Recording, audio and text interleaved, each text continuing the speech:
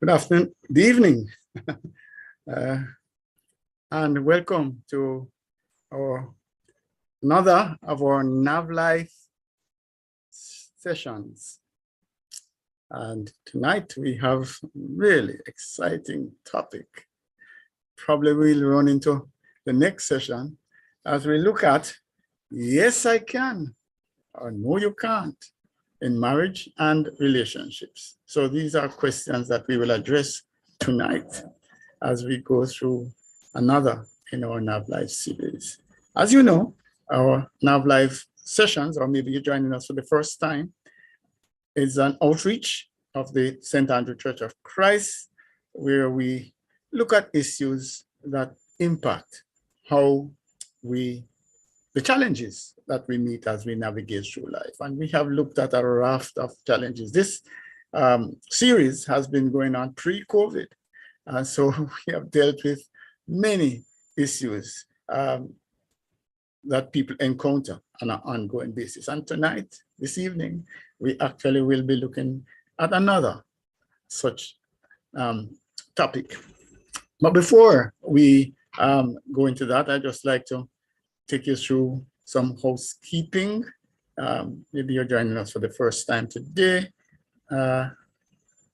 So we're gonna, well, I don't think we need to really talk to people about Zoom anymore, but you know that there are controls. We ask you to keep your mic muted.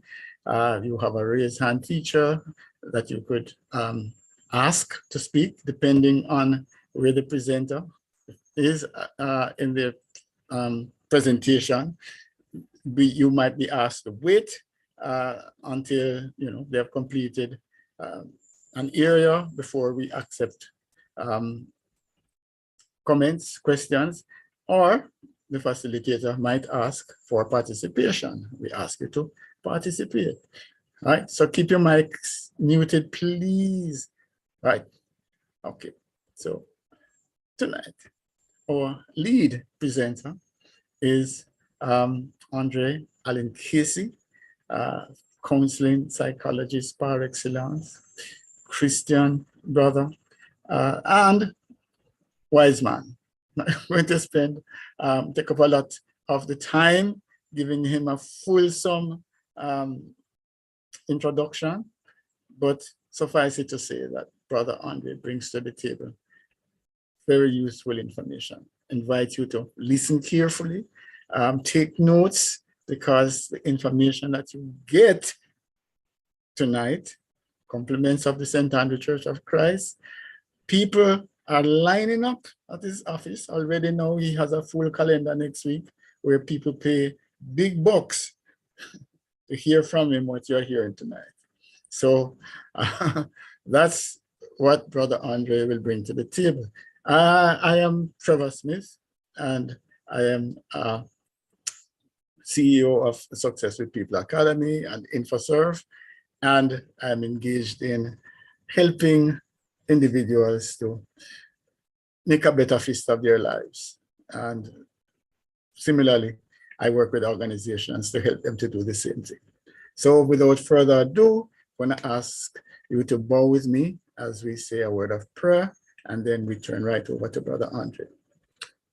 Almighty God, we thank you, Lord, that you have so blessed us with opportunities to share, to examine challenges that individuals may be having in their lives. We just pray, Father, that as we go through this session, we will have open minds. We pray, Father, that we will be able to be attentive. We pray, Father, that the facilitators will be able to present principles, concepts, steps, practical steps that can be implemented in ways that people will accept and be able to apply to their own lives.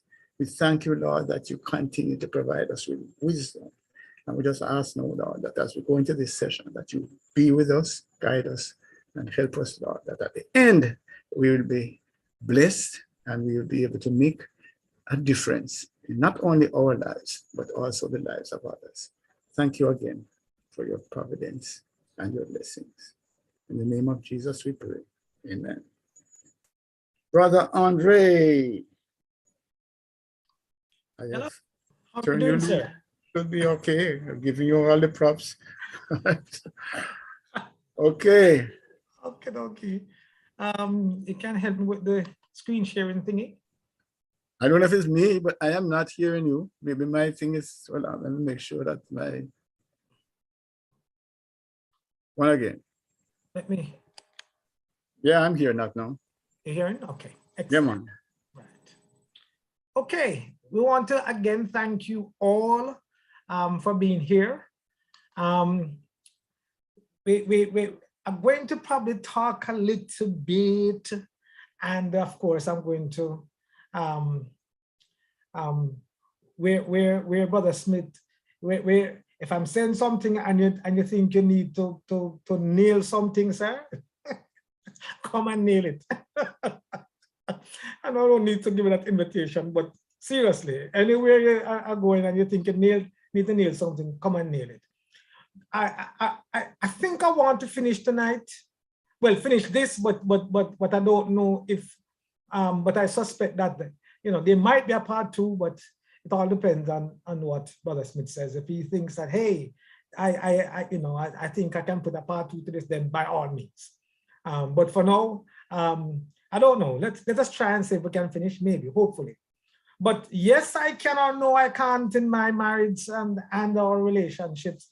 But I lean primarily towards marriage, folks, and for me, it's more marriage relationships. But I understand that there are some relationships, and I'm not talking those that are not in keeping with God's word now. But chances are sometimes we might give up on some relationships that maybe we should not have, just saying maybe. But I must admit, it is heavily slanted towards marriage. If you're not married, you need to be here. Actually, this is more for this might sound away. It is for both the married and the unmarried, literally. So hey, glad you're here though. Really, really elated that you're here. Let me not belabor this any much longer and just get straight into my presentation. Let me just see if I can. There we go. Put that where it won't. Now, yes, I can, or no, I can't in my relationship. Now, I'm going to share basically an introduction, and the introduction goes something like this. Many marriages, quite often, many marriages are plagued with so many challenges that many have become overwhelmed, frustrated, and oftentimes give up. The encouragement to persevere and to hold on is vehemently repelled with such statements like, you don't understand, and he who feels it knows it. I mean, sometimes, that's my job. My profession is where I help people of all walks in life, and that has a lot of issues, emotional challenges, psychological issues, mental issues. So that's my job. That's what I do. And I'm kind of just saying here, when it comes on to sometimes when some folks might come to me, and as far as they're concerned, that's it. I need to go. and no matter what you say to them already make up their mind. Sometimes I can say, sometimes I say to folks, I say if you make up your mind, why you come here? But the truth is that they still want to hear something different. So although they said you can't tell me nothing, then why? So what? You come for me to give you a ticket for you to go, or a wrong bang. And I'm just saying, or a question mark. That's what that's me. And I'm just saying here, I'm not giving anybody a ticket, wrong bang, but let us just explore it. But don't make up your mind. So if you're here and you make up your mind, don't make up your mind just yet. Now, these statements announce, of course, their pain and the right for them to defend their position because they are or they were victimized. So we're not ignoring those truths about folks who are in pain, not ignoring it. Oftentimes, this has resulted in many divorces and a negative impression of marriages. Some folks, when they get married, they say, listen, never again. Some folks, they want to try again, notwithstanding what we're saying. If on the other hand, that there is a desire, come what may, to save one's marriage, then no efforts would be too great to do the same. And so today, we would like to explore some options to the saving of our marriages and the reduction of divorces. Yes, so you already see where I'm going with this. It is a saving of our marriages. Amen, amen, amen. Because the truth be told, that is what we are about. God instituted this, and God did not make a mistake. So maybe we are the ones who are carrying our baggages, or just have a different conceptualization of what marriage looks like or what it must be. So maybe the first question we need to ask ourselves, what is it that we believe about marriages? Now, this is not as technical as it might sound, because here's my question: is it God-centered or me-centered? And it's an important question we must ask, because sometimes folks might come into relationships and come into marriages, and the question they need to ask, who is directing that relationship? And a number of folks come into their relationships because they are looking for some kind of fulfillment from the other person. And so what is really expected is where everybody else must make the adjustment so that I can be happy. So everybody come to the relationship seriously. A number of folks come to the relationship to see what they can get. And if the other person is not satisfying them, then they think is that they have made a mistake. Let me tear up this. Let me get rid of my ring. If it is God-centered, I am saying the roles and responsibilities then of each person in the relationship must come from him. If it is God-centered, it's not so much what I want and what I think and how I feel and what I believe. No, if it is God-centered, then it means that we have to find out from him what he says about marriage. You know, what are the roles of each person that are in this relationship? And since I'm taking my instructions from a higher person than me, and it's important for us to that, folks, because if I don't take my instructions from a higher person than me, I am going to continue to listen to me. And sometimes when I listen to me, I take on myself. I'm going to want to leave. Because a lot of times what I think and how I feel and what I believe that should be done or should not be done is very, very subjective.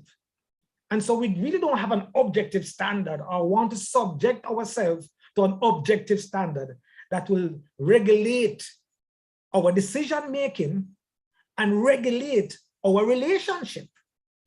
Oftentimes, folks, we come in with our own game plan, our own plan of action, our own blueprint. And I'm just kind of saying here, maybe that is a little bit more self-centered or rather than God-centered. If it is God-centered, are we prepared to listen to what the boss says? Are we prepared to listen to what God says, since he was the one who instituted marriage? If on the other hand, it is me-centered, then a major negotiation must be established to determine how often me will be satisfied over you. Somebody said, so why both persons cannot be satisfied together? And I'm saying it can happen that way too. But all I'm saying is a whole heap of what? Negotiation is going to have to take place. Whereas if it is God-centered, we just take the instruction from one person. And so it is less about what I think and what I believe and how I feel, because God is the one that we're taking our instructions from. If we believe that we're taking instructions from ourselves, then we are going to not only bring ourselves to the table, but we're going to come defending ourselves. We're going to come what? Defending ourselves. And if at any point we feel that our partner is not understanding enough, is not patient enough, is not listening, is not caring, is not nurturing, and we have a host of different reasons or things that our partner is not doing, then for us, we made a bad deal. It's time for us to go. Whereas if it is God-centered, the question is, am I prepared to listen to him? So it's not so much how I feel about what he said, since he was the one who instituted it. He knows what he's saying. He knows my capabilities and my abilities. He made me. And so he's not going to give me an instruction to carry out something that is outside of my ability to do the same. Is it me-centered or God-centered? What do we believe about marriage? Is it a business venture? Because some folks see marriage as a business venture. If it's a business venture, then the rules of engagement that speaks to commitment, fidelity, until death do us part would not apply. Yeah, this is a business venture. It's all about a particular outcome that we're looking for, whether we need to go away or we're married into this family because we want to increase the financing of a particular company. Is like a merger. So some folks see even their marriages as a merger. So guess what happened? They're not going to marry to certain kind of people. Yeah. They want to marry into a certain sector of family that by and large, those persons will promote them. It will promote the goal that they're looking to achieve. What do you believe about marriage? Am I in the marriage so as to get my satisfaction? Is it to satisfy me? Now, what do I mean by that? The interpretation of marriage to some is to primarily fulfill their needs. And that is true. The interpretation of marriage to some is to what primarily fulfill their needs. Nobody comes to the marriage to see what they can only give and don't intend to get anything. Most persons come because they said, hey, what can I get? What can I get? And that's just the truth about why a number of folks decide to get married. What can I get? What can this person do to me and do for me so that we can have harmony, so that we can achieve a particular goal and a particular objective together? So this, by and large, is one of the main reasons that where we have marriages, where persons come into the relationship to get at some kind of satisfaction. They may desire substance over character. For some people, we're not saying everybody now, but some people may what?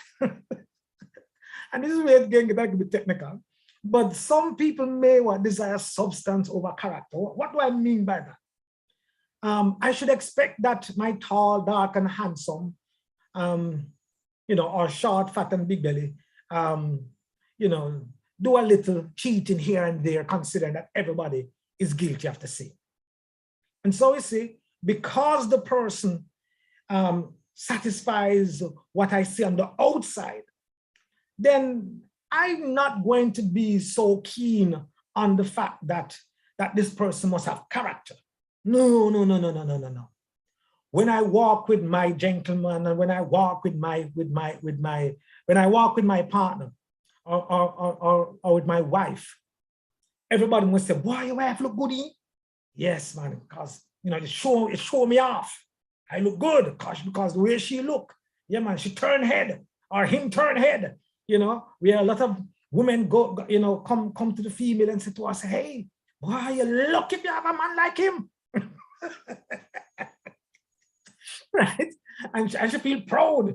Yes, man, and the way she go, she show up, he's on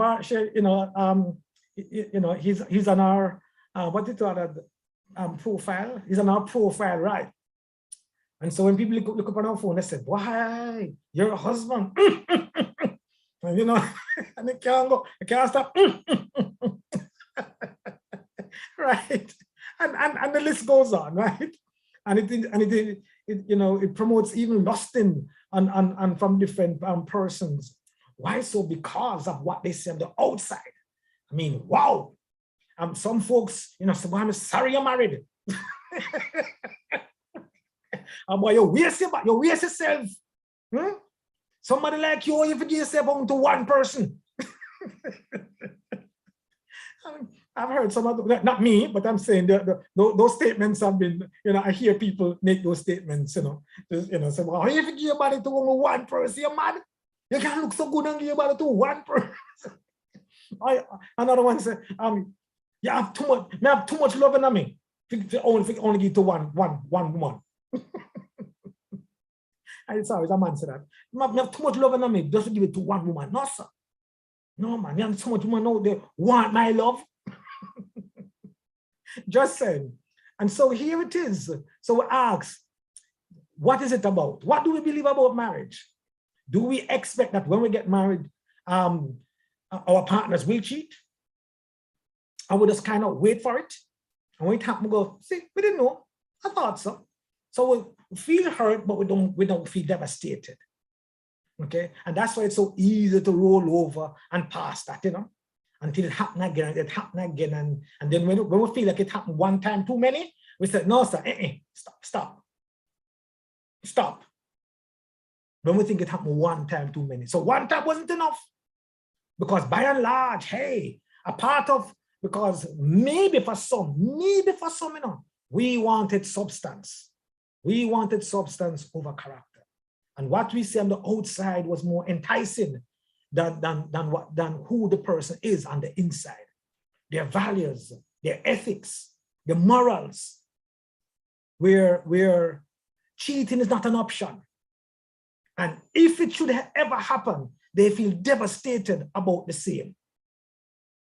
But cheating should never happen. I mean, so much so that if somebody comes up and says, hey, you know what, I've never cheated. Somebody says, a lie. It's like, no, sir, that's unheard of. You can marry for so long and never cheat. No, sir. Yes, folks. And I'm just kind of saying, where have we become? Whatever our world and society come to, that it is unheard of. It is unheard of. Just saying, let's put it out there. Let's put it out there. What do they want? What do you believe about marriage? And is it that marriage is there just to satisfy you? And what kind of satisfaction are you looking for? Do you want a particular looking, do you want a particular looking children with hair that they do not need to purchase? And I shouldn't be laughing for that. Seriously, that's not, nowadays it's a thing. So hey, so I apologize for that, seriously. But with the straight nostrils and the fair skin tone, is it that boy, listen, I get married to somebody, because more I'm a pick them look good. You don't want a nappy hair. You don't want the ear. You don't want a nappy hair. It was straight. Not to mention the nose, because big nose plus big nose equal big nose square now. Means bigger nose. And so we don't want that. And big lip, you're crazy. We don't want that. And so all we are saying here, and listen, if me dark, the person have to be fair, and if the person fair, then me have to be dark, or no, sir. Everybody have to be fair, and I'm not saying, no, I'm not hitting people, persons, and the preferences. That's not what I'm doing. But all I'm saying, is it that we become a little bit preoccupied about the substance rather than the character? So because I want a certain kind of children and everything, I would know that this man, or this female, we say, no, sir. But just because them look good, yeah, man, you have folks say, no, man, I want to have your picnic. Yeah, man, so your skin clean. So your skin clean, I want to have your picnic. Yeah, although I'm going to abuse you and she can abuse you and what have you, and the child is going to get hurt in the whole process. Nah. I need to have your child come, can walk up and down and say, hey, this is my child. So the skin nice and pretty. Look at them here. Yeah, Just saying, folks. Just saying. I'm not talking anything ugly. I'm talking about some real things that does happen or happens in our society, especially in our Jamaican context and culture. And so what do we believe about marriage? What do we believe about marriage? Some may desire financial stability or a pension plan. Yeah, some folks get married because, listen, I used to run a joke. I'm in my 26th year of marriage.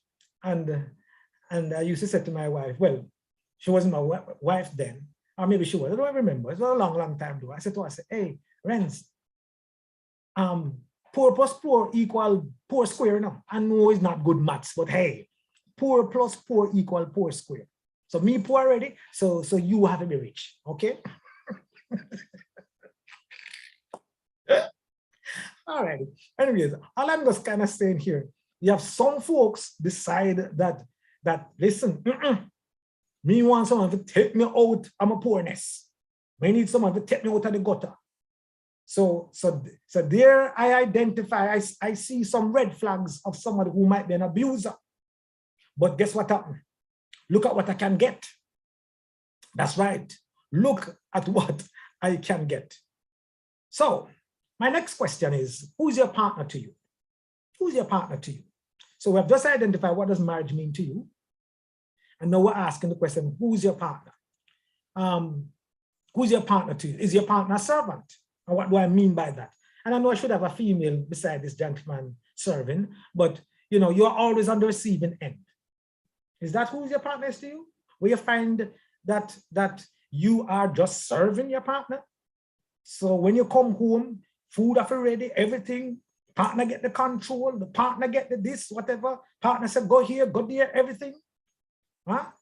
You dare not ask anything from your partner. Matter of fact, I put it to you. You dare not get sick. Only can laugh, man, can't chew, right? You dare not get sick.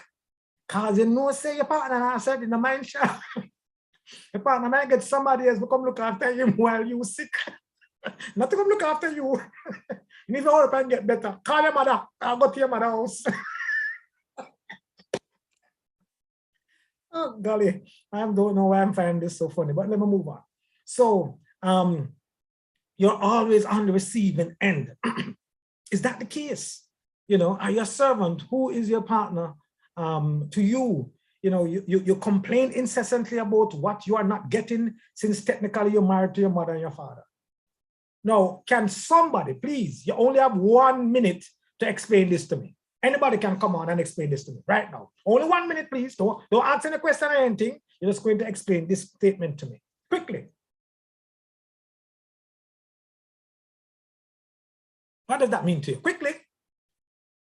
Mic up. We have 73 person on. Somebody can mic up, please. Anybody hearing me though? Greetings. Yes. We're hearing you. Right. So I'm asking somebody to come on and explain to me. You come incessantly about what you're not getting since technically you married to your mother or your father in the context of being a servant. What does that mean?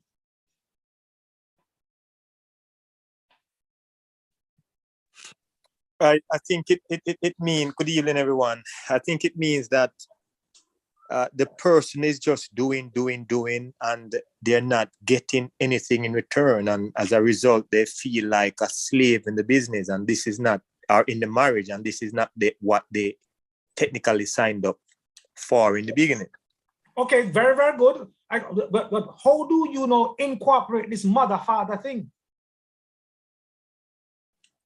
Because you see, some people are not trained or taught to cater for somebody else's need. And a mother is someone who might be obligated or feel obligated to take care of a child, but a significant other, even though in some aspect he or she should feel that obligation, but you want it to be reciprocal. You don't want to be the one always giving and not receiving. And that is what might create some problems later on. All right, thank you very, very much. Thank you very much. Thank you very much, sir. Anybody else want to add to what that gentleman says or give their spin on it? Alison, go ahead. I see your hand raised. So basically, the person who is on the receiving end is being babied. So you're not, so the partner who is the mother or father in the scenario, they're giving everything, they're doing everything for them, basically waiting hand and foot on them as a parent would do a young child. So Excellent, excellent, excellent. You know, there were times when sometimes my wife would say to me, "You think my mother?"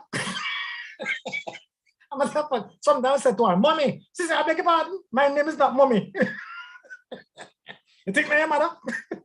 Because I'm asking her to do things as if to say, listen, to wait on me hand and foot. She's like, listen, it's not your mother. Go and do it yourself. If you understand what I'm saying. And the truth is, so the question of who's your partner to you? Because some people, the wife that they marry must do everything that mommy do. Or the husband what they marry must treat them the same way in which their father treated them. And so believe you me, there seem to be, as if to say, they are living in their in-laws' shadow. They're living in their what? In-laws' shadow, so to speak. Okay, good stuff. Excellent. Who's your partner to you? Is your partner provider? What do I mean? I may receive verbal or emotional and physical abuse, but he or she is a good provider. You know how many times I've heard that? Believe you me, sometimes I want to tear up the little hair I've already in my head. Where sometimes some folks said, yes, I know he does this, and I know she does this and everything and what have you. And I'm sorry to say, I'm going to lean more to the complaint come more from the wives or from the female, more so than the males. So I'm not bashing anybody here, but I'm going to tell you where it comes from primarily. And sometimes she would say, and then she said, but he's a good provider. And so she is prepared to take the lick, the abuse, the box down, the gun butt. If you ever leave me, what can happen to you, the threats, everything. Why? Because he's a good provider.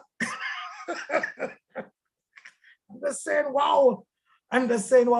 Who is your partner to you? Who is your partner to you? So we rationalize and reduce our relationship to at least I have somewhere to live. At least I have food to eat. At least I don't have to walk or to take the bus since I have a car to drive. At least I don't have to live like you. So even the other person looking on and says, why do you steal and take such abuse? The person said, well, may I drive?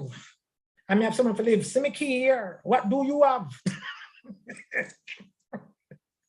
And so it go back to the same thing. Do we prefer substance over character? And a lot of folks,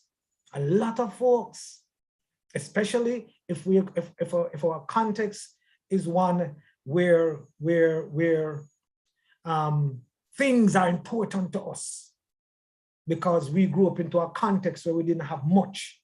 And if you listen to how we're talking, and we say, well, we come from a very poor background. And sometimes I'm wondering, and so what does that mean? So if I didn't come from a poor background and I accomplished, it wouldn't mean that I accomplished something.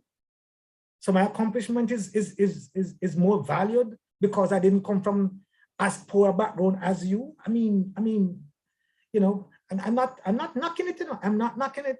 But sometimes people say because of where they come from, then listen, because I have this, I'm not used to some of these things. So you must put up with me, you must bear with me. You can't come down hard with me, you must understand my context. You must understand my context. And since you must understand my context, then listen, hey, I've never had these things, and where you want to give it up? When you were from that poor background, you never used to get them this, you never used to get the abuse though.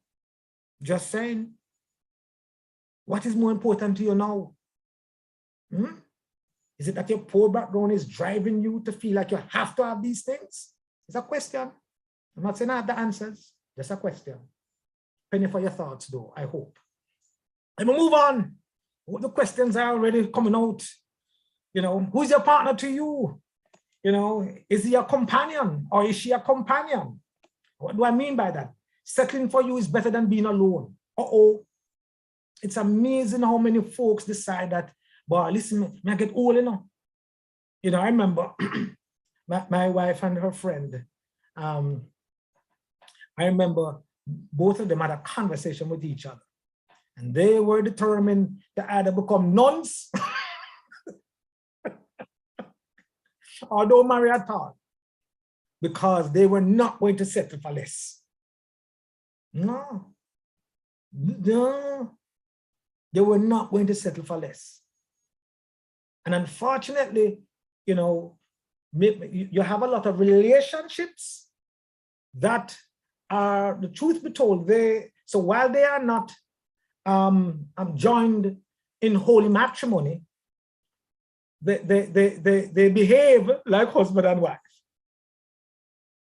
And the truth is, but why did they choose this person?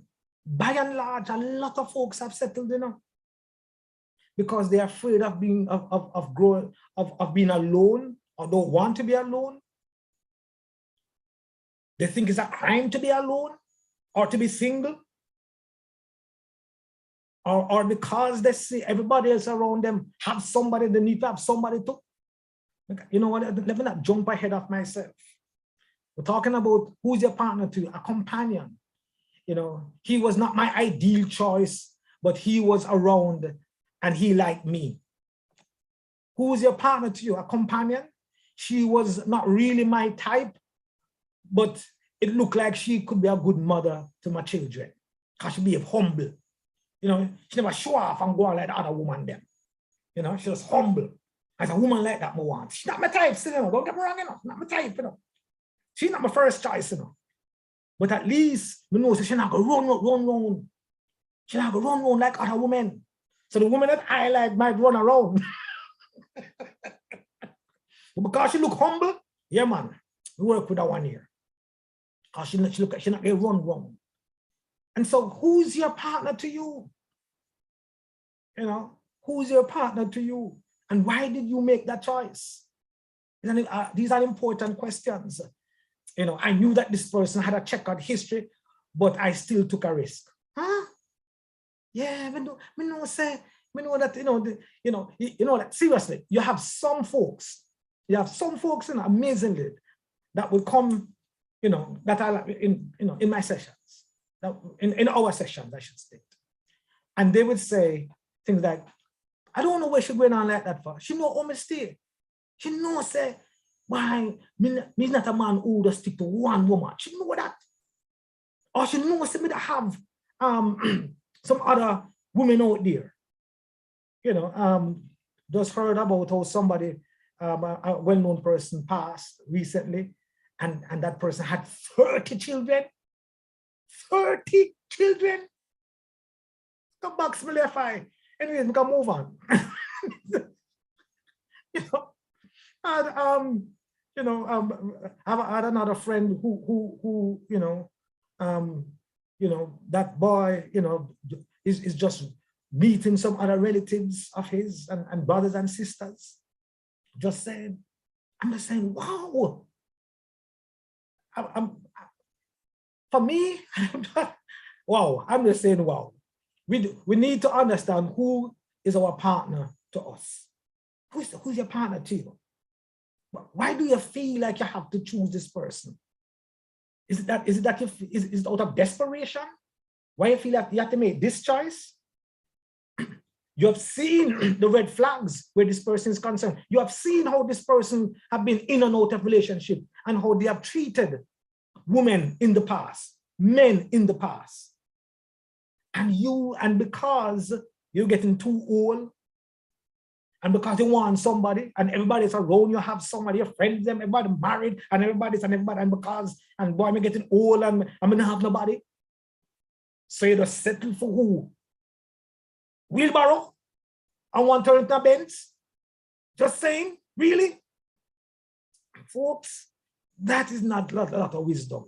Sorry I went there, but that is true. That is not a lot of wisdom. I need a partner, even if he or she is a shared investment. Or, where people have shares in him. And I could go everywhere and anywhere with this, but I can stay one place with this. I could go everywhere and anywhere with this, but I can go one place with this. I need a partner, even if he or she is a what shared investment. But I can go only one place with this. By that, in other words, I really did not want a partner who had a family before or with so many children, but I'm willing to try. And so here we go, we're settling again. We never really want this, you know. And so when now we see the pressure come on, where your partner is divided and can't give you as much attention because a baby mother here and a baby mother there, or a baby father there and a baby father there. And so which means that they have to interact with these persons. So while yes, I'm married to you and I come home, don't I come home to you? What is your problem? I come home to you, you know. But I have other children out there and you had them. We must abandon them. And the person says, yes, but what about your child? I said, what about, then the people want the road, not my child. The only difference is that me married to you. That's the only difference, so don't get it twisted. Folks, I'm not saying I have the answers. I'm saying that I'm identifying some real things in relationships. That when I reach quote unquote to the end, I hope you see that I am not being one-sided. That yes, although in truth and in fact, I am purporting stay together. I'm also saying here are some real things that happens in relationships. That's why we might have a part 2. I don't know if I'll be leading that one, but might have a part 2. Anyways, let me move on. What are your plans for this relationship? Do you have a goal or do you have goals? Literally. A lot of times relationships kind of start to, dissolve because people stop having goals or stop setting goals for the relationship. So after they've accomplished this, what can we achieve together? What else can we achieve? What together? Not separately, not individually, but together. Recognizing that only with you, I'm able to achieve this. I can't go pick up somebody else with a road to achieve this objective. Only with you, I can achieve this. What kind of goals are we setting together? And so sometimes we have literally grown apart or just living our own and separate lives. Why so? Because we're no longer setting goals that necessitate both persons' interaction and intervention. And so we are saying here, what kind of goals or plans do you have together? Now, let me tell you where I can go with this. Do you want a family? Could be a goal. Do you want to have one child or many children? Why do you want to have several children? Are you able to give them the best foundation for them to live and make conscientious decisions? Are you able to do that? I remember I have one daughter, and people used to say to me, why one picnic, no picnic? I say, well, if you want to pay for the rest of them,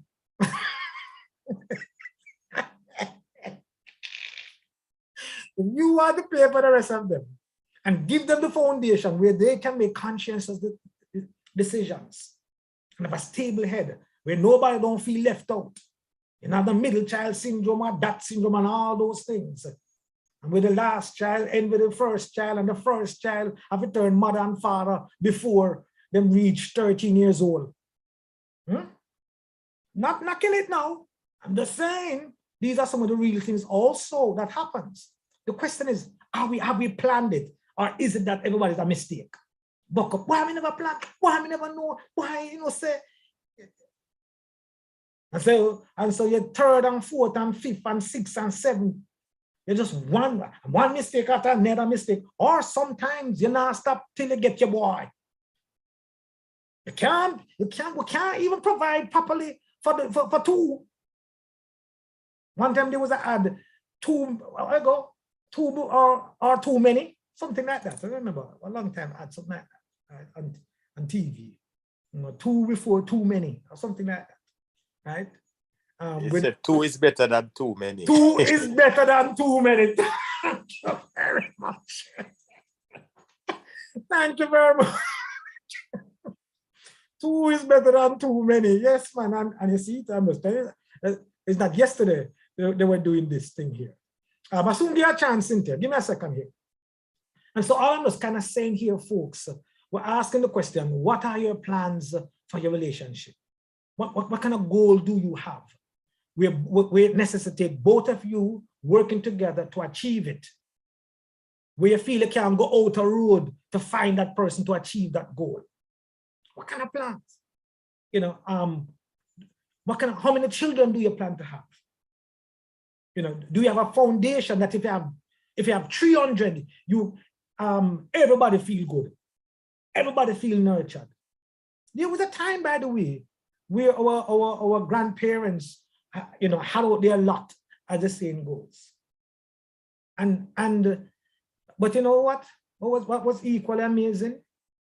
A number of those children grew with auntie, uncle, and what have you, and some of these folks even got abused in the process. Just saying. Some of them sometimes, because they were not able to nurture so many children one time. Where everybody have to sleep, or when they reach the 16 and the 21 asleep on the same bed. Everybody asleep on the same bed, in the same room. Mother and father sleep on the same bed, same room. And if you go into shower, everybody can see what is happening and things like that. And so sometimes we have this almost a destitute mindset, and we have allowed that and almost say to our children, listen, this my body now, this bring me up, it never kill me, so guess what happened? You must come take it to and get it to. Since it never kill me. Since it never kill me, you must come take it and you must come get it too. I'm just saying, we're not talking about family planning necessarily, but I'm just saying, folks, suppose you think it is fine for you, then thumbs up. Thumbs up. If you think it is fine for you, then thumbs up. So if you can come on and quarrel with me, fine. You don't have to quarrel with me because I said, suppose you think it's fine, it's okay with you, then thumbs up. Go right ahead. But have you planned for the children? Have you think long term? You know, incidentally, there's this book here. This book named Hooked. And while it speaks about the brain, it's an amazing book if you can get it. You know who gave me this book? Daughter.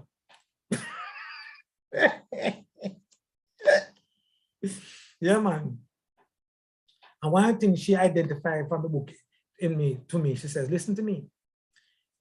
She said, when she worked it out, it's about 20. She looked like she never leave me until she about said 26, 27. So I said, oh, you arrive at that? She said, first, my brain not fully developed until I reach 25. I'm gonna even go a road with an undeveloped brain. I'm gonna make fool choices. Me need to make certain the OPS are properly stable first. That me know how to chart my life going forward on my own. So go and read this book and say if you want to get rid of me too soon here. I honestly wish that even as parents, if we're going to plan, we really think long term and not the short term. We really think long term and not the short term. Before I'm going to make Cynthia go ahead and say something. Let me just finish this point, Cynthia, and then you can go ahead and share. Remember, you only have a minute though, Cynthia, if that long, please. Do we want a big family as a reflection of our own heritage? Whoa, let me not answer this yet. Let me hear what Cynthia have to say. Go ahead, Cynthia. No, that reason was a mistake. Oh, all right, okay. So we are saying here, and I'm gonna finish right here and know that if folks have some comments or questions, let me just pause and give you a chance to give me some questions or make some comments. I'm not sure I'm going to answer it or whatever. I may just say noted and move on, because I may not have the answer for that matter. But watch this point here. So we asked the question, what are your plans for this relationship? What are your plans for this? You know, when I got married, you know, I honestly wanted 11 children. I honestly wanted 11 children. Because there was a time when I adored children. I still love children. And by and large, one time they used to call me the Pied Piper because I had some 21 children that I contribute to nurturing, literally, by the way. And only have one biological child. But she's a grown lady woman now. But I mean, you know, then I'm saying, right? And all I'm just saying here, so I really wanted it, but it didn't work out that way. Well, by and large, the wife says 11. I started 1. You can figure out the next 10. I still trying to figure out where the next 10 coming from. I'm joking. Anyways, on a serious note though, do we want a big family as a reflection of our own heritage? Because sometimes we say, no, man, no, some come from a big family. So because we come from a big family, we feel that we must have a big family too. And yet we don't have the resources. We don't have the same kind of community that contributed to our nurturing. We don't have that context today, you know. Today, you and you alone teaching a business. And I'm not hitting teachers. I'm not saying they don't business, meaning they have their own crisis and their own families to nurture. But it's just that one time, you know, when you couldn't trust your child or your children in a certain setting. And I'm not bashing church or whatever. I could never do that. I'm a church man, love church. But sometimes we're so afraid now because some of these folks, you know, they abuse our children and put things in our children, you know, in their heads and in their minds, in like, we're like, oh, we didn't get that from. Sometimes we're even afraid to send them to school to as low as basic school. Because so homeschool for us is much better because no, sir. So why we want them to socialize? Look at what they might come home with. They might come home with lies. They might come home with bad word. They might come home with spitting and hitting and you're like, what? Pick where you get this from? Where you get this from? You never see me from me. You never see me your father behave. So where you get this from? And so we're in time past. We had a culture that you know could say to our children, hey, at least insisted on discipline. At least insisted on discipline. Yeah, they took it to an extreme too. Sometimes, oftentimes too. Correct. But at least would insisted on that. Now whatever the people watch on TV, they that person to mute. Could you mute for me, please? Right. Now whatever them. Now what we do is we put them in front of the TV and whatever Sponge and Bob and everybody teach them, then this is going to become a part of their worldview. And when they start to make choices and become gothic, then we say, where them got to come from? Them couldn't wait until they reach teenage. And even sometimes we as parents, we say, listen, I didn't have the freedom, you know, so I'm going to make sure my child has enough freedom. Brother. And now, them get too much because now you can't even manage that kind of freedom. Just saying, I'm not talking, we're not doing family planning here, but we're saying here, do we want a big family as a reflection of our own heritage? That's the question. What are our plans for the relationship? You know, do you have a goal? How long do you intend to remain married? Is it till death do us part? Is that still a part of our thinking process, till death do us part? Where some folks says, no, sir, listen, I'm true to my vows, come high, come low. Some folks say, boy, I'm gonna get tricked. I never know what I was saying. Seriously, you know. So how long do we plan on enduring and not enjoying? Because some people, even some of their jokes, you know, they say, no, man, that's what marriage is our. Is that what the joke the person uses is an institution. And only mad people get an institution. Right? I don't want to be in an institution. Right? And so people have their pot shots that they throw at marriages, and will laugh at it, and then because it's funny. So what do you think the unmarried, when they hear those things? They think they are motivated to say, no, I want to get married too? No. Or even if they do decide to get married, in their minds they say, we get married, but they're expecting all of the bad things to happen. And that's why sometimes a lot of folks cannot even enjoy the relationship, because some folks are just waiting for another bad something to happen. Or if it don't happen yet, then 10 years and not happen yet, but them still a watch. At 10 years I'm married, I mean, it's not yet, but I'm not going to be naive.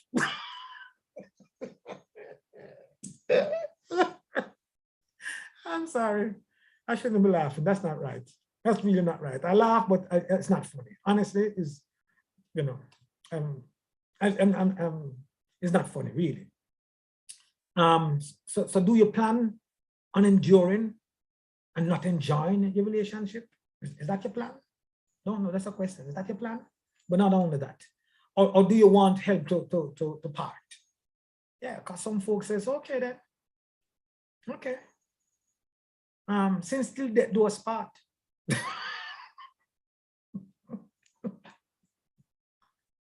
Could someone please come on and explain what do I mean by, or do we want help to part? Could someone explain that to me, please?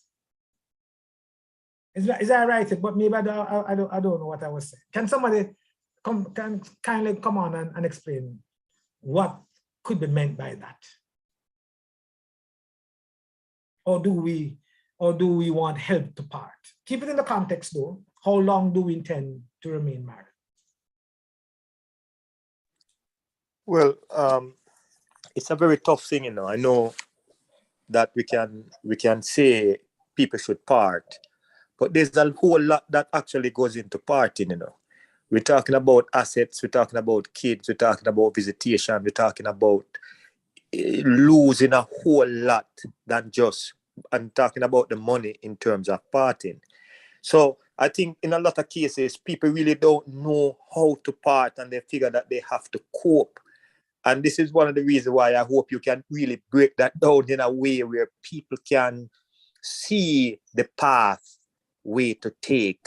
Because again, death do us part, meaning that it is easier when one person dies, and then we can just figure out how we move forward emotionally and have to split up the asset. But to be honest with you, what I found talking to a lot of married couples who are going through this, it is really difficult for them to take the first step to part ways. Very difficult thing. Okay.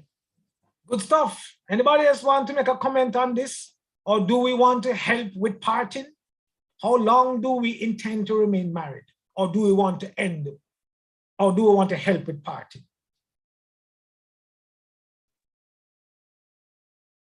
Andre. Yes, sir.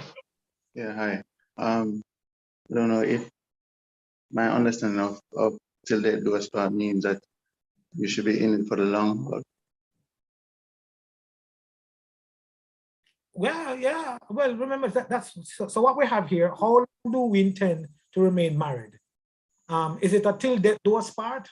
So the only way we're going to part is unless somebody dies or both of us dies. Have to be somebody.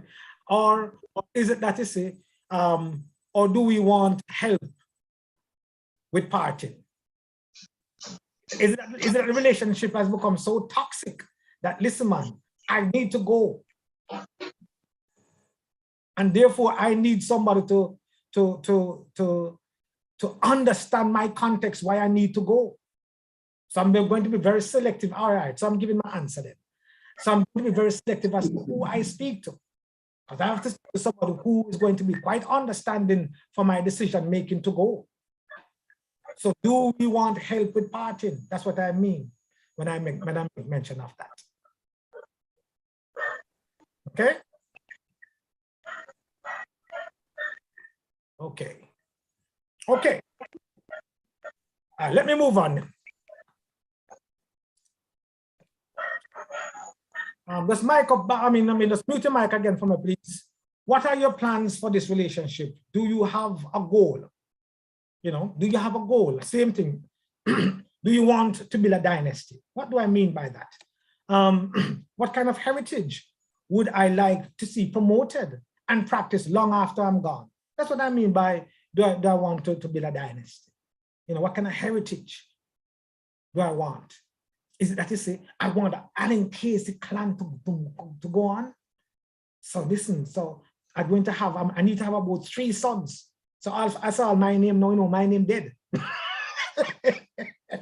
As one daughter now. So Allen Casey started me again and right there. So what? So I was saying, okay then, what? No man.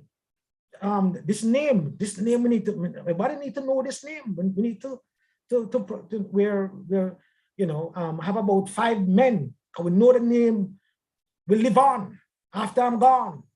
My name will live on after I'm gone. You know, what do we want to, remember now, we're asking what are your plans? We went to A, we went to B, and the last one you is C. Do we want to build a dynasty? Now, children, a dynasty for some, the question is what kind of heritage would I like to see be promoted long after I'm gone? Could it be, and I'm going to put in some examples here, could it be that children must not be born outside of marriage? Could it be? I don't know. Suppose I say, okay, then you know something, this is what I want. And so therefore I have 5 children. I have 3 boys and 2 girls. And I say to my children, I say, hey, listen, I instill and impress upon them that, listen, you know, a gentleman, seriously, a client of mine, I remember said to me that it is 3 of them. And all 3, he has 2 boys and a sister. And he's saying that all, either 3 or 4, and he says that all of us have our own home before we started to have a family. You know, not to rent anything, at our own home. And I said, and I said, how so? He said, because my father was very, very keen and clear to me that, look here, you know, make certain you think with the right head. Come back from left eye.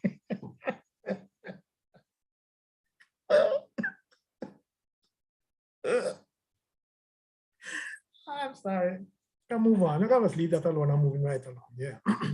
That's what the gentleman said to me. He said, that's what my father, and that stayed in my brain. So I know say I wasn't gonna get anybody pregnant. If anybody get pregnant, me must have someone who put them. Because my people them now I can't bring the people in my people them house. I mean, so I'm asking, is that, or is it to say that we say, listen, necessarily I get old, you're not giving no grandchildren. So no matter if you have grandchildren from this female or from that male and this male and that, so if you have 5 different grandchildren from 5 different parents, you know, it's all right. Yeah, man. Long as it's in here, as long as it's your grandchildren, is that okay? I'm asking, is that okay? That might be okay. Is that the heritage you want? It might be. Is that the dynasty you want to build? Can it be difficult for you to build a dynasty that way? But just saying. Could be, don't know. Here's another one. Do you want to leave a heritage that says Christianity is the only governing principle that should forge a person's behavior? So who rule your headspace will regulate whether or not you rule my space. Is that a part of our thinking process that is going to put us at a place where we become very selective in our choices? So substance is not the critical thing for us or the main thing for us, but character, morals, values. What do you use to govern why you will not cheat on me? Something that is bigger than you, that you're prepared to subject yourself to. What is it? And so, it might, for some folks, it might not be Christianity. I'm just putting something out there. Is it that Christianity could be one of those things that we say, hey man, listen, you know, for example, the Bible said, husbands, love your wives like Christ loved the church. Wow. Is that one? Is that something that we want to instill in our children and say, listen, daughter, you make certain that this man here knows something about how Christ loved the church before you take him up as a husband. Or you say to your sons, son, how are you going to love your wife the right way? And you don't even know how Christ loved the church. What is your example of loving your wife? What do you use as a platform to teach you on how to love your wife? That's all I'm saying. What are we using as a standard to govern not only our thinking, but our choices? What kind of dynasty do we want to leave? What kind of heritage do we want to leave or create? Fulfilling God's role as a wife or a husband is not contingent on how you are treated. Can you imagine that? Fulfilling, is that something you want to teach? I said, no, you can't teach that because you're setting up the person to get abused. By the way, if I do the right thing and you abuse me, I'm not stupid. It's not me stupid. It's not me do wrong. It's you must change. Who abused me? Don't call me idiot because I decide to still do the right thing and still treat you the right way. I'm trying to be an example of what good look like. And just because I don't turn into the monster like you, people are calling me idiot. Really? I'm just trying to show you folks how we think. It's amazing the way we think. Yeah, idiot, you can't stay there. Why? Because I do the right thing? Because I don't retaliate? Because I don't do that? Because I use a higher standard to govern my choices, my thinking, my behavior? That I'm not into a tit for tat?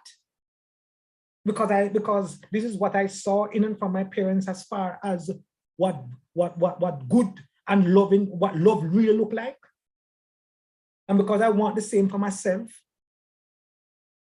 And I thought that making that choice with you, I'll get to replicate what I saw in my own family relationship. And unfortunately, you came with a different platform. And now we're at loggerheads. And you're taking advantage of, as we'd say, disadvantage of me. And because me now go throw a hot tie in your ears and burn up your clothes and don't feed you and whatever, because I'm not going to retaliate, then me an idiot. Really? That is where our thinking, that's where we're gone to in our thinking now, folks.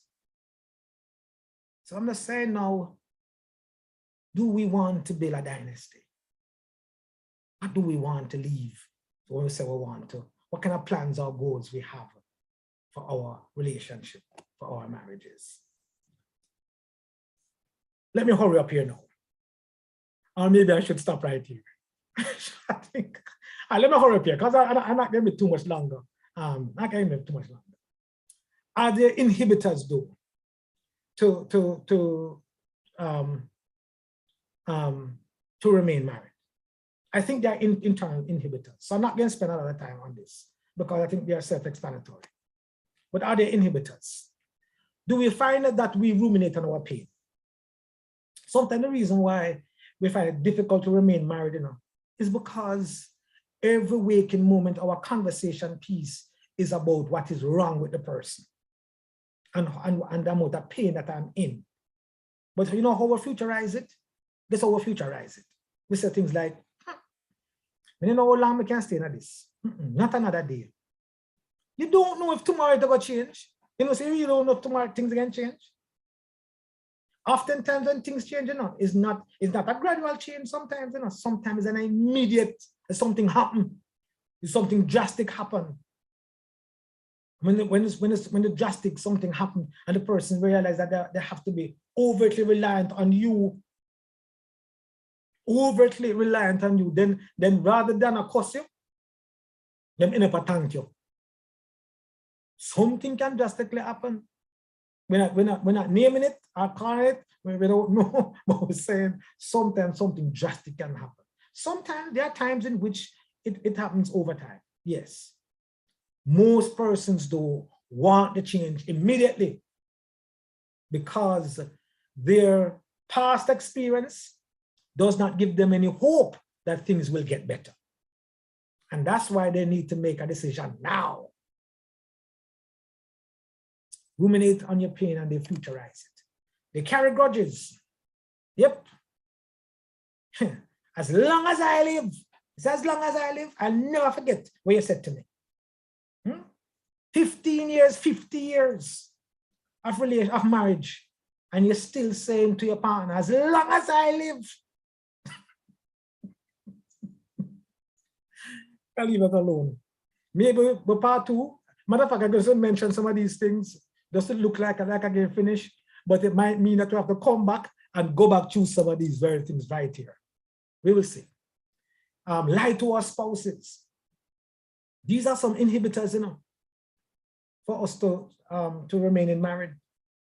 Because somebody said, no, we can't trust him. We can't trust her. When them no need to lie. I want to show them the evidence. We say, see it, see the picture here. See the picture here. Now you do this. When them finish tell you, say what you seen is a lie. It's not the right thing. When them don't just lie to you. Matter of fact, you better not have no matches nearby. You're going up. A true person. That's that. Point I'm making though, you say, lie to our spouses. My question is, for those who find themselves, you know, as one politician would say, what the word him say? Not compulsive. What the word him use? Mendacious.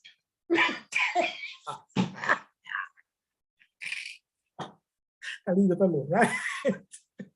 Right?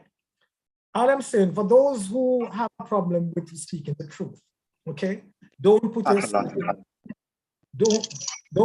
in a position to tell a lie.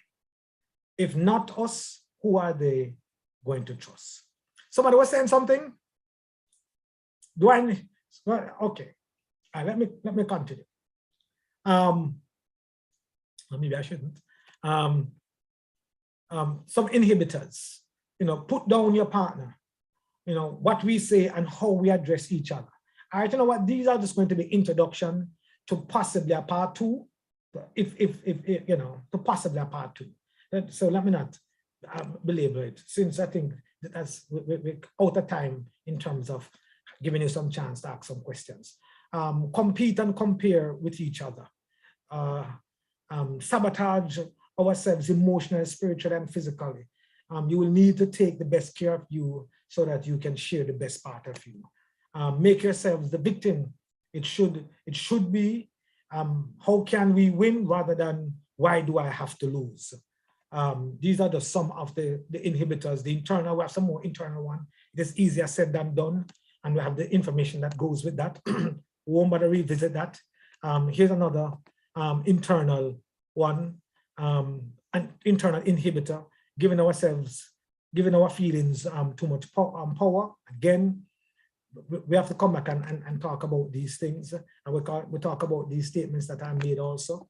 Then you have another internal one, so losing our faith or not trusting in God is another internal reason why it becomes problematic for us to remain married.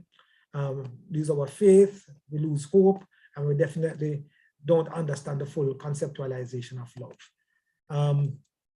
The external ones now would look like constantly putting your life and living in imminent danger, starting and operating a new family. These are some inhibitors as to why you want to remain married. And I know I'm stroking the interest already, but we're not going to discuss them now. Okay, we will come back, trust me with that, and do it. Living a life of crime, changing your sexual orientation, deciding to have an open relationship. Boy, even that one alone we have some information on that we want to share. But again, sorry, not today. We'll do it into a part 2. Cheat on your spouse, be it financially, emotionally, physically. All of these are some inhibitors. And then our last slide now would be, when should I say, no, I can't? You should say, no, you can't when you have done everything in your power to fight for your marriage, but your partner still decides to go. When should I say I can't? You should say I can't when in every and all forms of abuse, your emotional, spiritual, physical, and mental equilibrium is non-existent. Is non-existent. You don't even know what you're saying or what you're doing. Literally, you're not even a good vessel to take in anything or take out anything. Literally. We can talk about that. And these are real things I'm talking about, by the way. And finally, when the behavior of your partner is a clear indication that the rules that bonded the marriage will no longer be upheld. We'll run through these just to whet your appetite about what part 2 is going to look like, and the areas in which we are going to be spending a lot of time discussing and having a conversation around. So we're going to pick up at the right here, because the truth is, all of this, what I'm talking right here, so is a full session in and of itself. We hope and trust that tonight was spark your interest. You will come back the third Thursday, the third, yeah, third, no, is it third? Yeah, I think third Saturday rather. You will come back the third Saturday, but more than anything, that I would have at minimum whet your appetite to find out, yes, I can, or no, I can't. God bless you, and thanks so much.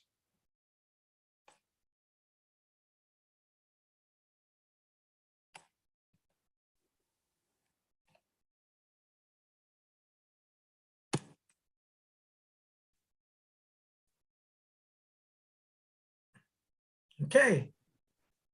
Thank you, Brother Andre. If we have time, we'll have some questions and answers.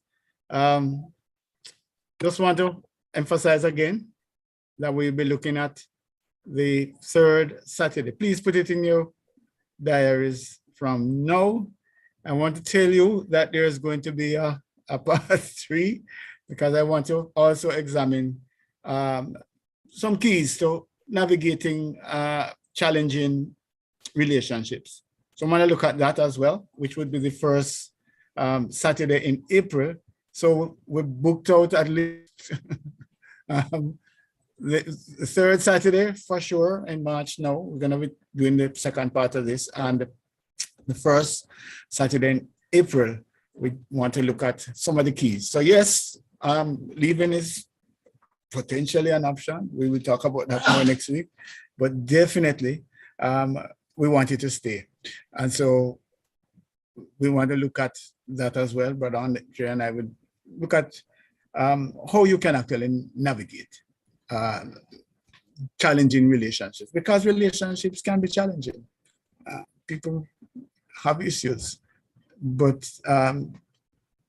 leaving is not always the best solution.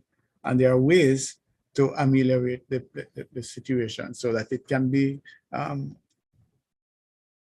manageable. Well, we don't want you to live in a manageable situation either. We do want you to live in a happy environment. So we want to look at that as well. So any questions, any comments? Valdez asking, I would like you to explain more when you say fight for your marriage. Well, that's part of what we're talking about here. What is it that you can do to make the marriage last? And not just last, to say, okay, fine, it is hanging around, but that you could actually be happily engaged in the marriage. So Brother Andre, that's a question from Valdo, if you want to address it. Well, I mean, we use the word fight, and I understand the concept behind.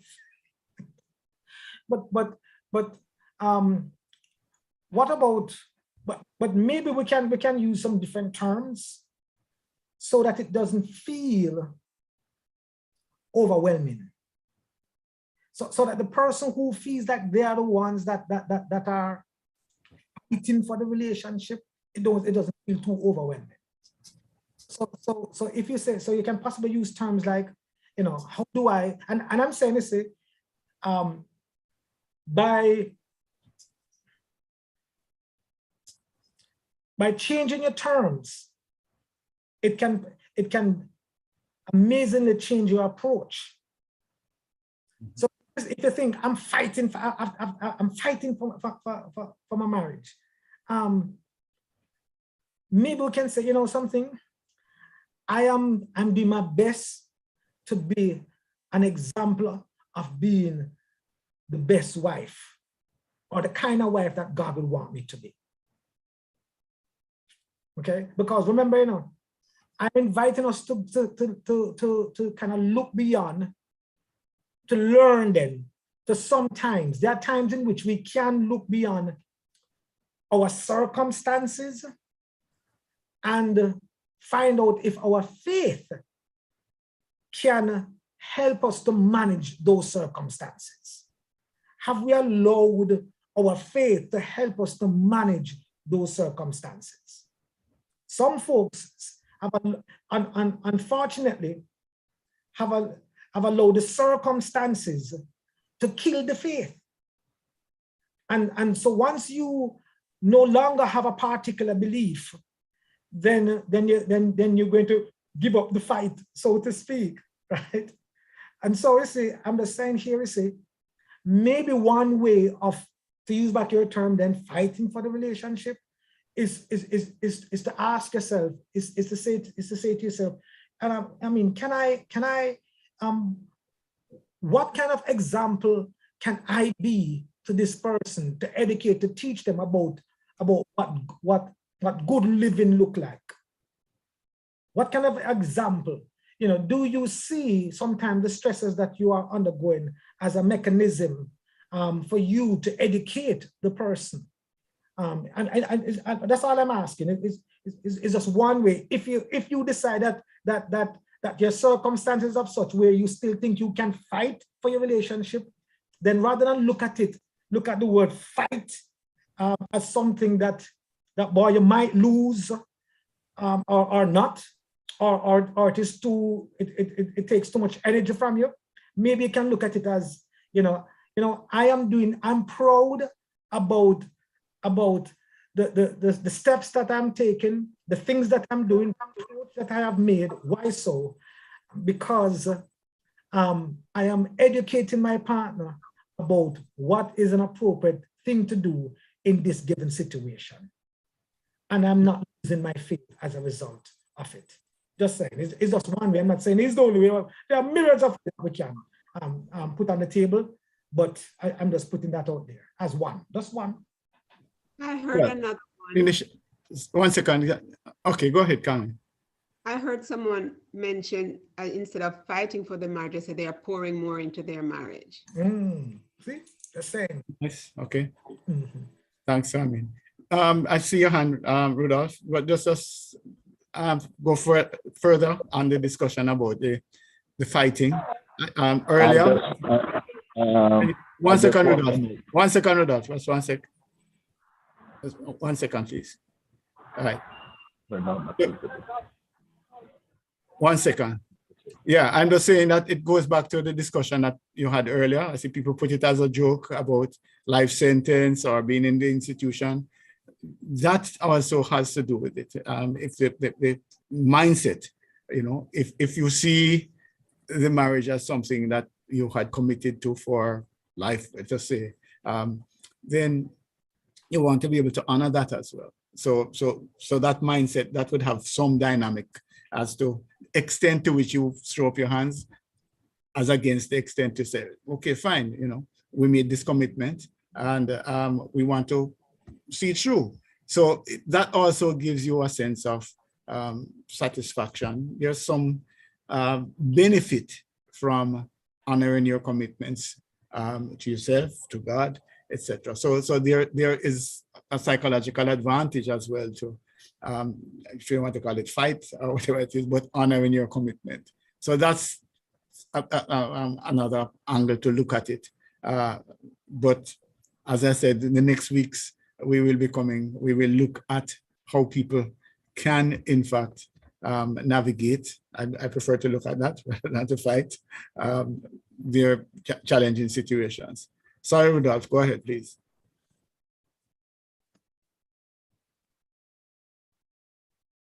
Rudolph Daly, go ahead. Are you hearing me? Yes, clearly, go ahead. It is said that marriage may be made in heaven, but the maintenance have to be done on earth. It's one of the problems, just like building a home.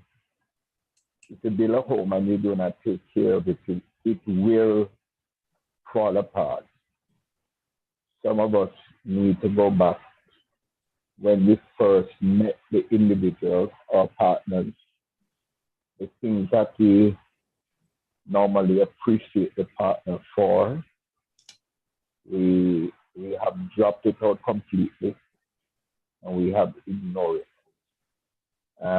Tragman, the 5 love languages, is still relevant today in every marriage, that we should appreciate each other and so forth. So my little listen to Casey, I agree that, but I want to just put here, marriage may be made in heaven, but the maintenance have to be done on earth.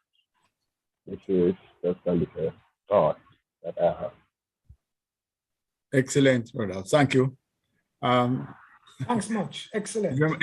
What you have just said also reminds me of a publication that I have called ROMP. Maybe we get to it. ROMP, which is revitalizing your marriage. We'll talk about that another time. All right. Are there any other questions as we wind down? Any other comments? And we just already want to start to thank you very much.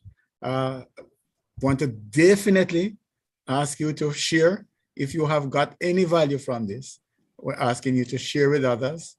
We like to prepare these nice fancy meals, but sometimes the buffet with, like we're a hotel and you have to throw it away. And that kind of pain us when we have to scrape off all of the food that we have prepared and only a few people are there. So we just want to really seriously invite you to join us on the third Saturday and the first Saturdays on an ongoing basis, reminding you that we will be, in fact, having a part 2 of this on this topic, where we want to look at some of the communication that's going to take place. Reminding you. We have 2 questions, Brother Smith. We have a raised hand. Okay, sorry, go ahead. We have a question from Derek, and we have a raised hand from Deborah. So go ahead. Go ahead. I just have a comment. Excellent. Good evening, everyone. Excellent presentation as usual. So I just want to, I know that you haven't gone into everything yet, but I just want to encourage persons that may possibly be in the situation that they may have to take the route of the separation or divorce or whatever. It's not always necessarily very bad, because there are persons that they actually become better afterwards, after accepting what has happened, and you actually see what the purpose was for bringing both of you together initially. And as you move forward in both your lives, you actually see, God's work. You still remain civil, friends, and can also even encourage each other to do better and to be better. So it's not always, and this is just an encouragement too, because there are times when persons, as you mentioned before, maybe in the situation and they're actually just coping. They're actually just going through the motions. In their minds, they're not feeling like they should for one reason or another, but possibly they think that if it ends or if they're separated, that it will be the worst thing on earth. But sometimes God allows bad things to happen for a purpose, and separation or a divorce in marriage, I think sometimes is just one of those things. Thank you very much for your comments. Yes.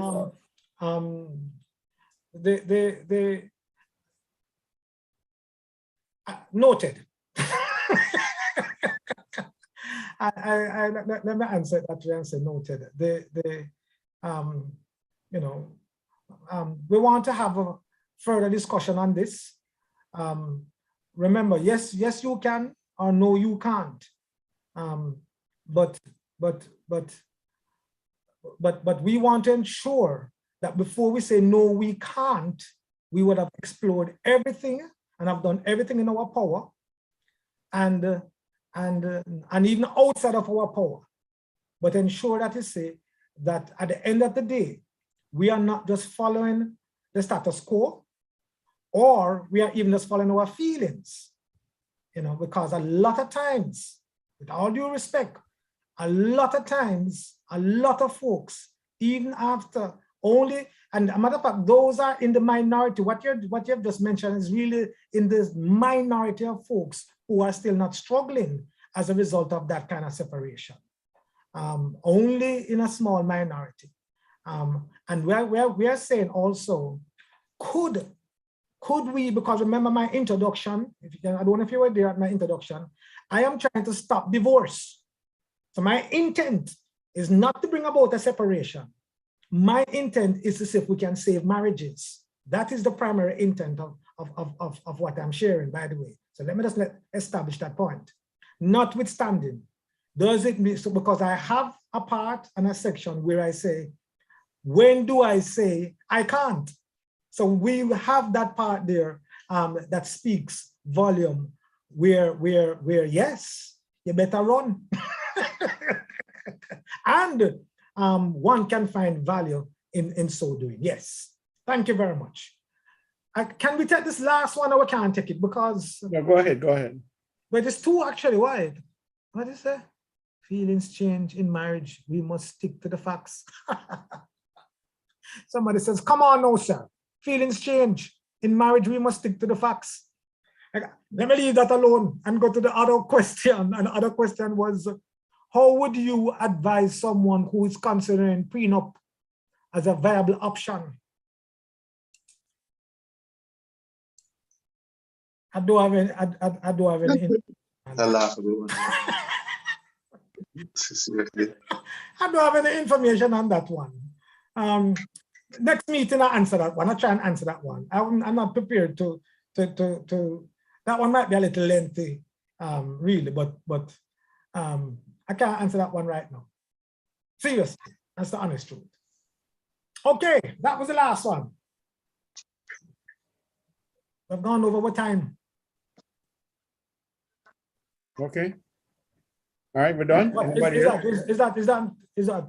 Roger had his hand up. I don't know. Oh, sorry, sir. Go ahead, Mr. Shaw. Quickly. No, but quickly, sir. So maybe next time.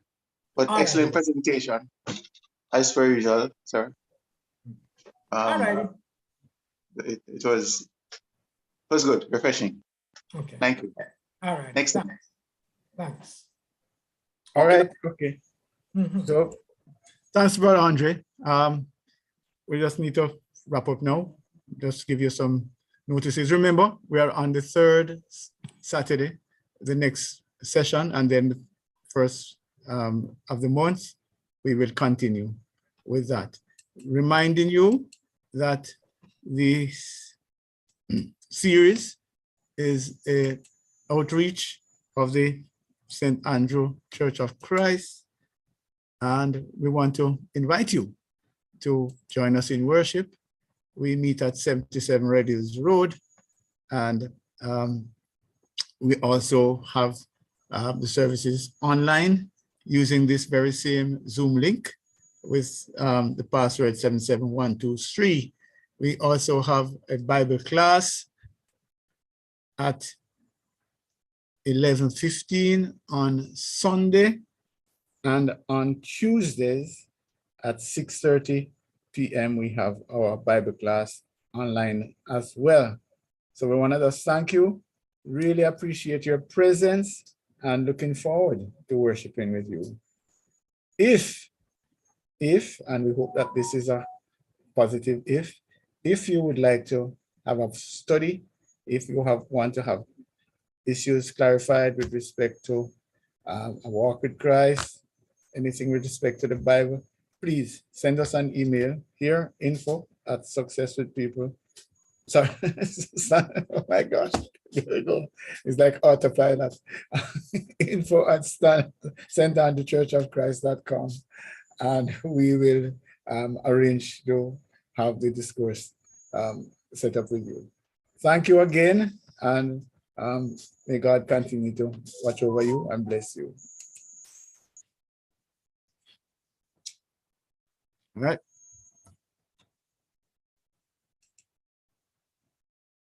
Bye-bye, everyone. And thank you so very much for being here.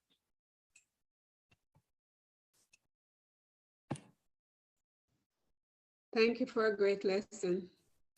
Just want to share as well that these sessions are being live streamed and you can access them. You can share with others. centerchurchofchrist.org/media, or on YouTube, youtube.com/simply Christians JA, or on Facebook, Simply Christians JA. So all of this content is there in cyberspace. You can access them at your convenience, or you can share them with others. Maybe you participated tonight and you are in fact in a relationship that's not exactly where you would want it to be, and all relationships can be improved. So maybe you want to share with your spouse the link and have a discussion around it. So those are possibilities, and we'd like to invite you to make use of them. So thank you. We're going to close unless there is anybody with a very last word. Well said, brother. Thanks very much. Informations are well said. Okay, thank you. Sister Pete. I'm requesting a prayer for a member of the Brayton Church of Christ.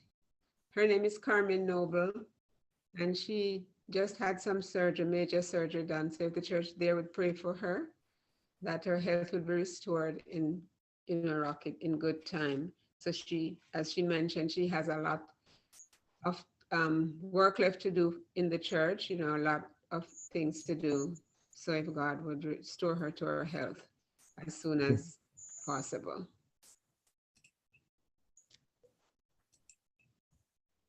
Could you just type the name in the chat, Sister Carmen, that one of the brethren can take it up for tomorrow? Okay. I'm never too successful with this chat thing. That's why I talk most times. Okay. Type.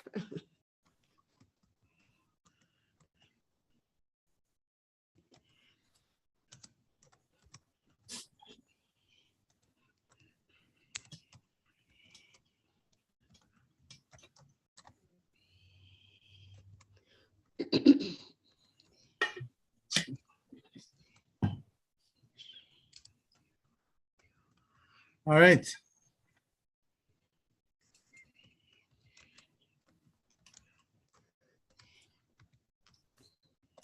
Thank you. And we are going to close now. Okay.